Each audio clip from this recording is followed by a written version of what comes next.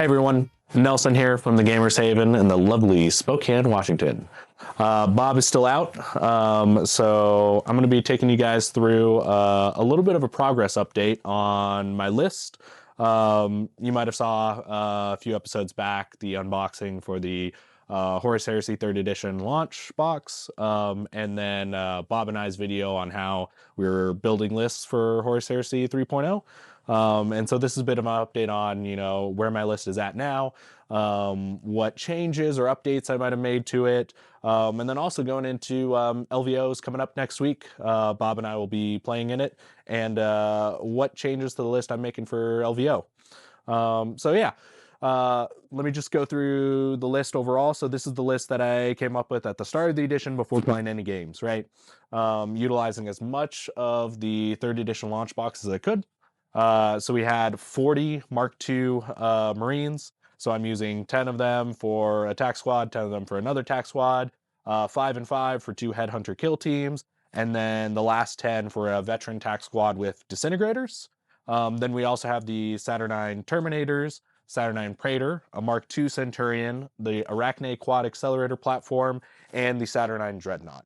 In addition to what was in the box, I had added a Spartan, a Land Raider, and the Forge World Sons of Horus Reavers. Those are my Rewards of Treachery unit. And so, yeah, going through building these models, because I don't think I've talked about that yet.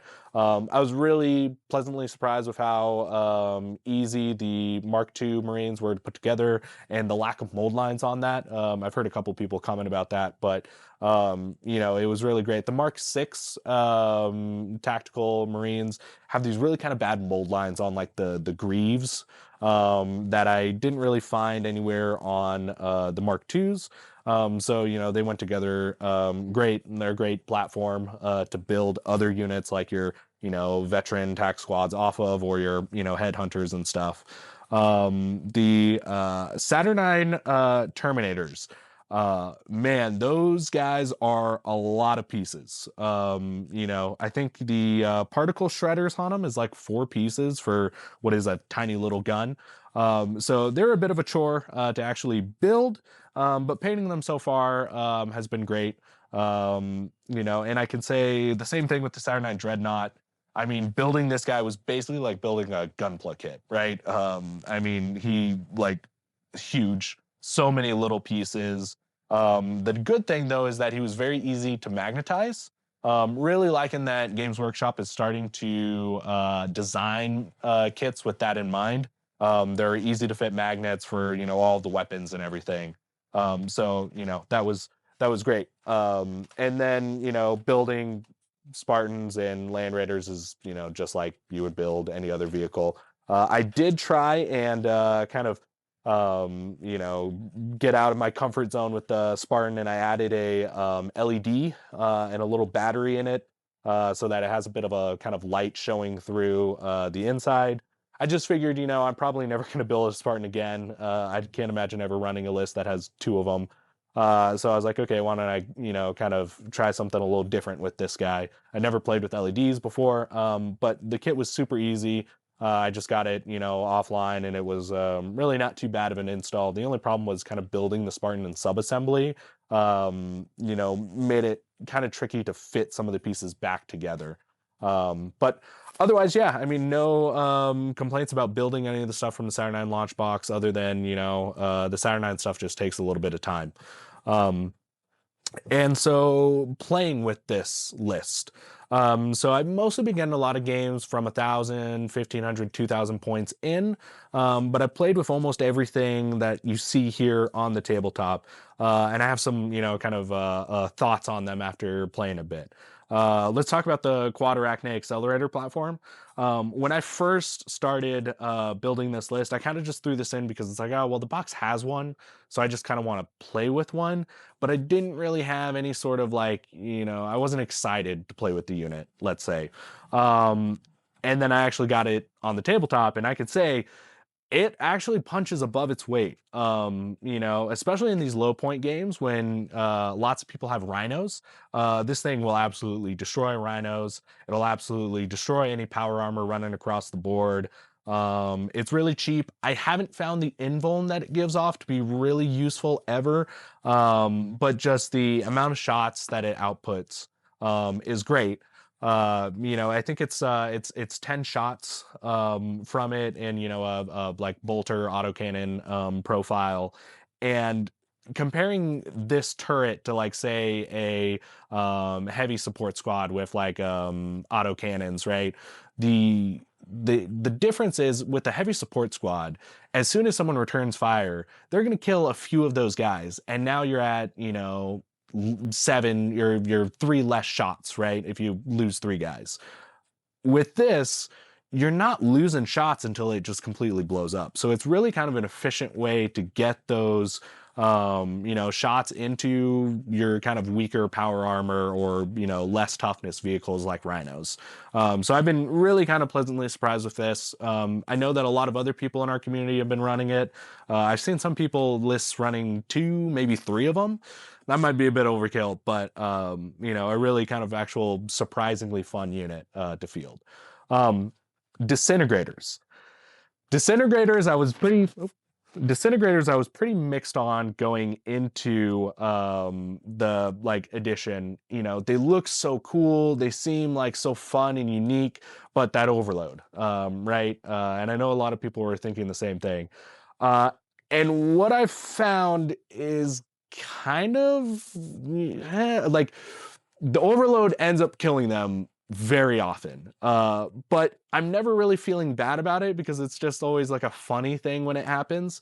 I don't know. For the veteran tax squad, I haven't really had any games where they have performed super well. A lot of times they are either killing themselves or they're getting, countercharged by something, and then they're just worthless in combat. For the Saturnine Terminators, these guys, I played a few games with them. They're almost always killing themselves, and the enemy usually can't really touch them. I played a game last week, and my opponent was really kind of worried. He's like, "Man, there's nothing I can do against those Saturnine Terminators." And I just told him, I was like, "Look, just dare me to shoot at you and they will kill themselves. They will eventually, like whittle themselves down off the board. It always happens. The one good thing is it's a 4-turn game, right? So basically I'm just hoping that, in 4 turns they, get theirs more than they get got, basically.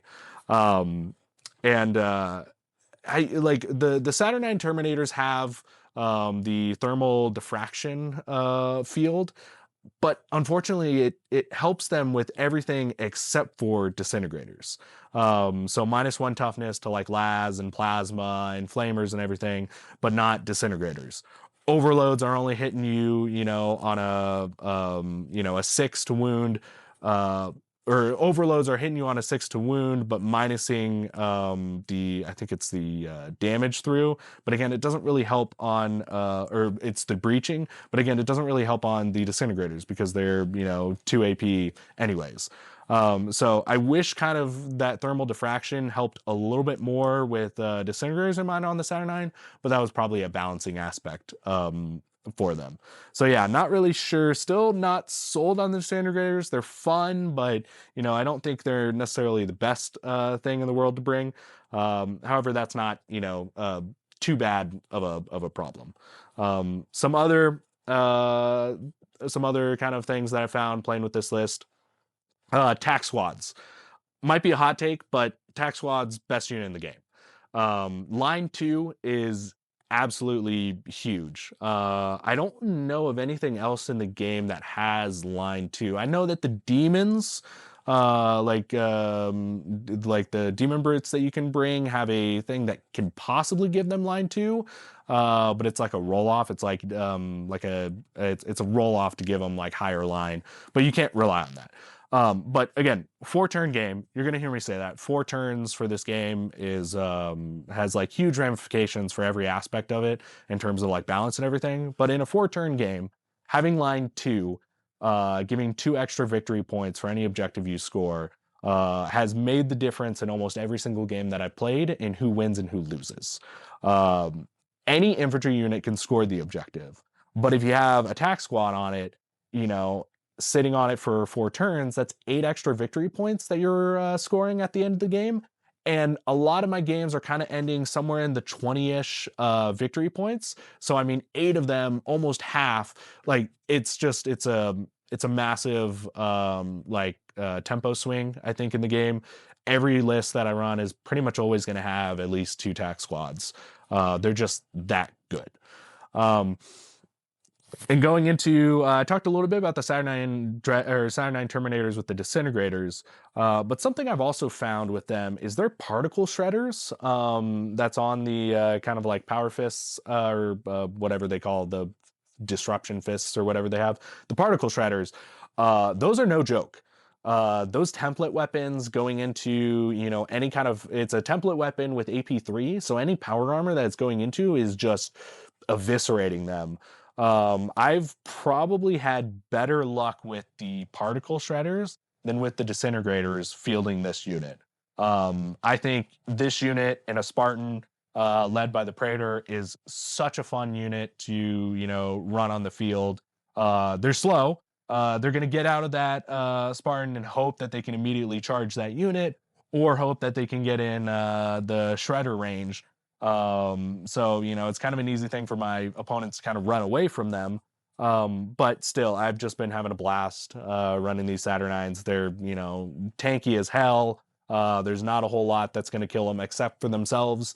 They've been a really fun unit to play, and I don't feel like they're overpowered. I feel like balanced state, they're just in kind of a sweet spot. I wish that the disintegrators weren't so hurtful to them, but otherwise, they're probably my favorite unit, I think, in this list as I've been playing it. I haven't gotten to play with the Saturnine Dreadnought yet. Again, most of my games have been somewhere between 1,000 points to 2,000 points, and I've just felt that bringing a Saturnine Dreadnought below 3,000 points is kind of a unfair unit. A lot of the times, Bob and I talked a little bit about list building on one of our last videos. And one of the things that I like to think about when I'm playing below 3,000 points is my opponent going to have a way to respond to this unit, right? Sometimes responding to it is just running away from it, right?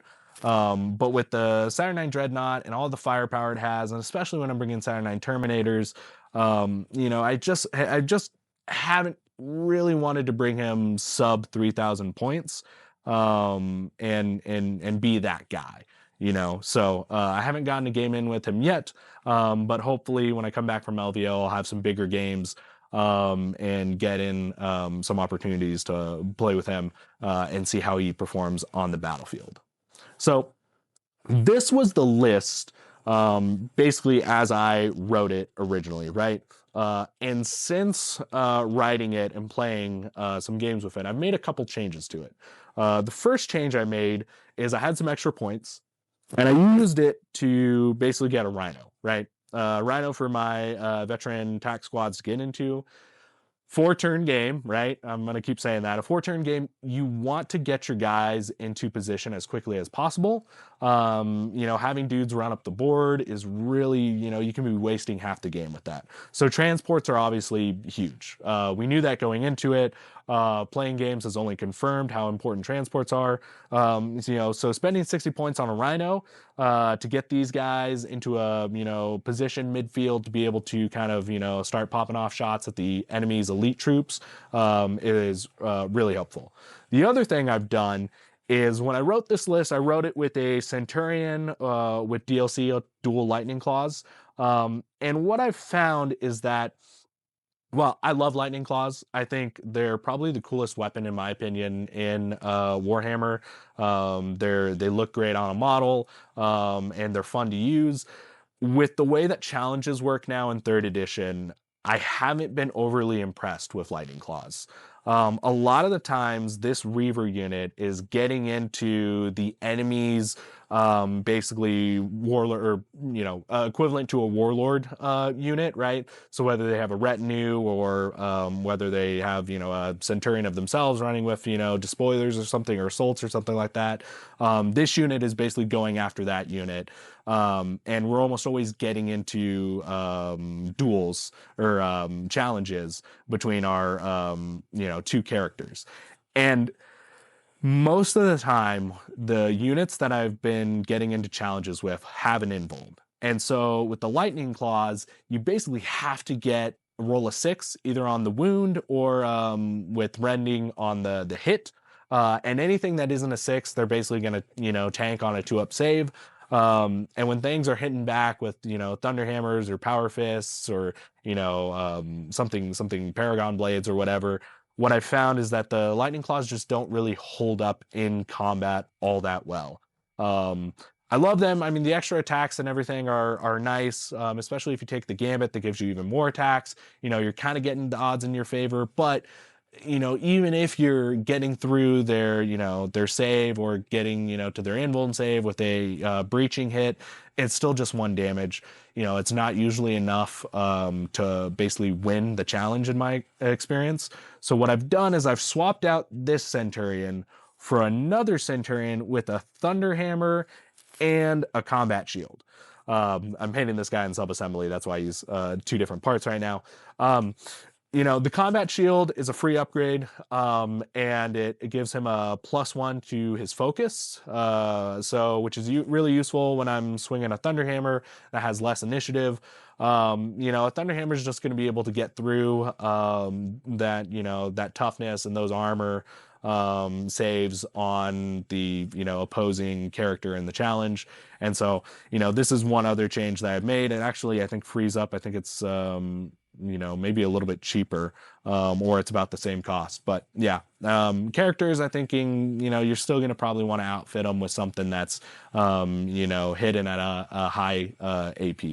Those are really the only changes that I've had to make to this list so far, between playing some games with it. Now let's talk a little bit about what I'm changing for LVO, right? So in a week, I'm going to LVO, and I promise I will have all of this painted by then. Maybe not to a full standard, but at least to a battle ready. And so that begins the first of a couple changes for this list for LVO. I unfortunately just don't have the time to paint a Saturnine Dreadnought or the Arachne Quad Accelerator platform. So what I'm doing is I'm swapping those guys out for a regular Contemptor Dreadnought with a multi-melta, or with a melta cannon and a las cannon. And then I'm also adding a Alpha Legion unique unit, Exodus, as well as their unique Centurion, Saboteur, right? So this is going to be my list for LVO. A couple reasons behind this. One, the biggest one is I just needed, a little bit less to paint to help me get to the tournament. And I already had a Contemptor painted, and this is probably the only finished model that I have in this list right now. So it's kind of just no-brainer to bring him. The Saboteur is probably my favorite model or my favorite unit for the Alpha Legion. It's just such a fun unit to play with. It really, a lot of times, doesn't affect the outcome of the battle all that much, but he's kind of like psychological warfare. He's a sneaky boy that gets into the opponent's backfield, and he can't really be shot, but then he also can't really shoot. So he's just kind of a fun little flavor win for me that I always like bringing. And the model looks fantastic. And then Exodus. So LVO is the Horus Heresy tournament in LVO is a narrative tournament. And the player packet that we got for LVO for Horus Heresy was theming this on Beta Gamma. Beta Garma, I think. Um, and so with that campaign, they basically came out and said like, hey, like use of named characters and stuff. They were encouraging people to bring named characters that had actually partaken in that campaign. And so Exodus was the character for the Alpha Legion that had taken part in that. Even though Exodus technically isn't a character or a command, and he's not unique, I still wanted to bring him. He's a lot of fun to play with. He just kind of sits in the back and, plinks off characters. And again, he's a model that I had painted at least somewhat, so helps me there a little bit. But yeah, he's kind of just like a cool little flavor win as well for LVO. Yeah. And so, talking about LVO, what are kind of my expectations there? This will be my first time going to, or this will be the biggest tournament that I'll have attended. I don't know how many Horus Heresy players we're going to have. I know that it's one of the bigger Horus Heresy events in the US. So really, I'm looking to just have, a good fun time, right? I don't care about, winning or losing. If I go 0-4, right, like I'm, totally fine with that. So long as at least something cool happens in each of my games, right? Whether that be Exodus sniping off a character or, the Saboteur planting a, melt-a charge on, a tank or something, or my, Saturnine Terminators wiping out a couple squads. So long as something cool happens in one of my games, I consider that game a win, regardless of the actual score and outcome. So again, I'm not really, looking to be super competitive or anything there. I'm looking to just kind of have fun, play some good games, meet some cool people, and kind of engage with this community. One of the things I really quite enjoy about going to tournaments, right? Like when I went to Tacoma, is this hobby is can be kind of a bit of an isolating and lonely hobby, right? Like, just by the nature of it, we spend dozens of hours by ourselves, painting, alone late into the night. And I've also found, a lot of like my, my family members or my friends or my, work colleagues outside of the hobby don't really understand what this hobby is, right? I still haven't figured out a good way to explain like what I'm doing when I tell them like, oh yeah, I'm going to Vegas to play this game tournament, right? I don't know how to explain what Warhammer is to someone who has no concept of wargaming. And so when you end up going to these tournaments, it's super cool basically being with, a few hundred or 1,000 people that are all there for the same thing, right? We all have this same kind of love for this hobby. We all have this same kind of, we can have a dialogue with each other and, talk about painting or playing and, just kind of get each other. And so I really have a lot of fun going to these events and just hanging out with new people and, meeting new guys. So I'm really looking forward to that. And, if you guys see me or Bob at LVO, feel free to say hi. I'd love to, chat and, just have a great time. So yeah, I mean, otherwise, anything else I'm looking forward to in LVO? Yeah, just looking forward to really just engaging with the community. That's, the number one thing. I know Sim has also asked us, what if me and Bob get paired together again at LVO, right? Like we got paired together at Tacoma, are we going to have a, roll up the sleeves kind of match or, something casual? If me and Bob play, I think it will really depend on how many drinks we've had by that time in the day, right? But so far, have not really had any super competitive games of third edition. I think I still got a little ways to go before that. And I think Bob is the same way. So hopefully, hopefully all my games are kind of lighthearted and fun. I'm not really looking to go down there and have, super sweaty matches where I'm, analyzing every little aspect of, my moves and everything. But yeah, I think that's kind of, the progress that I've made, where my list is at, the changes that I'm making to my list and kind of my thoughts for LVO. When we get back, Bob and I will, of course, have a kind of recap video where we'll talk about it. I'll tell you how the list kind of performed and, lessons learned and, things that came out of it. So, Yeah, and again, if you guys see us down there, feel free to say hi. And I hope you guys have a good time with Horus Heresy 3.0. See ya.